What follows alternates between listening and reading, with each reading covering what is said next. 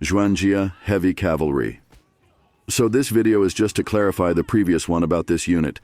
In short, yes, this unit is OP, but very demanding, and as soon as you know how to counter them, they aren't OP anymore.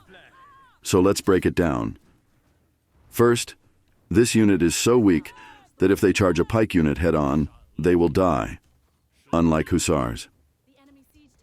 To fix this, you need to put the Chinese-specific doctrine that will give them from 25% to 33% damage reduction. If you have this doctrine equipped, then your Xuanjia Heavy Cavalry will be able to break through pikemen with ease and even eliminate them all. It doesn't matter which pike unit you are facing, unless they are 40 braccios in F3 formation, you are good to go. If you want to counter that, you must deplete that doctrine passive, either by using ranged fire or as a hero with 3 to 4 ultimates. You need to land 8 hits on every soldier to completely remove that passive.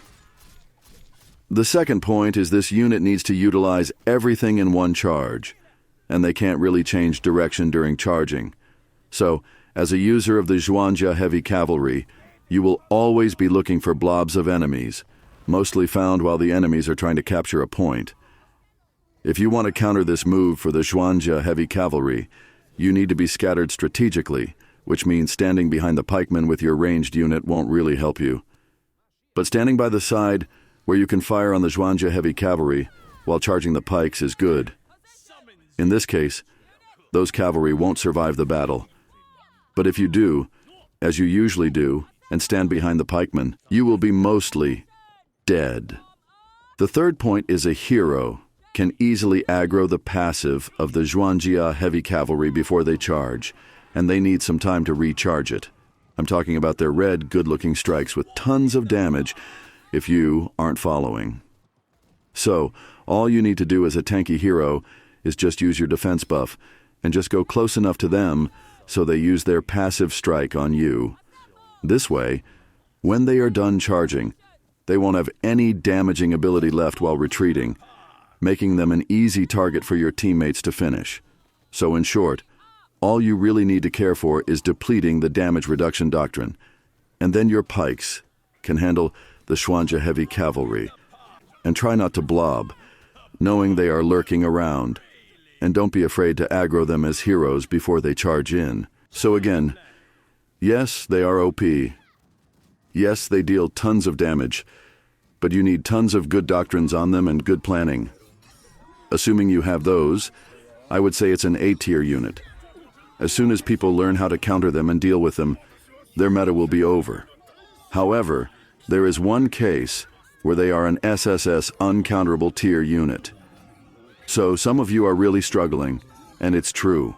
If you are facing like 3 to 5 sets of the Xuanjia Heavy Cavalry at once, trying to charge a point, they will succeed and completely wipe out every single one standing in it.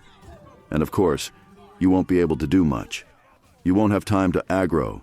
You won't have time to really position yourself or even deplete their damage reduction doctrine. This is what really annoys everyone, and I do agree.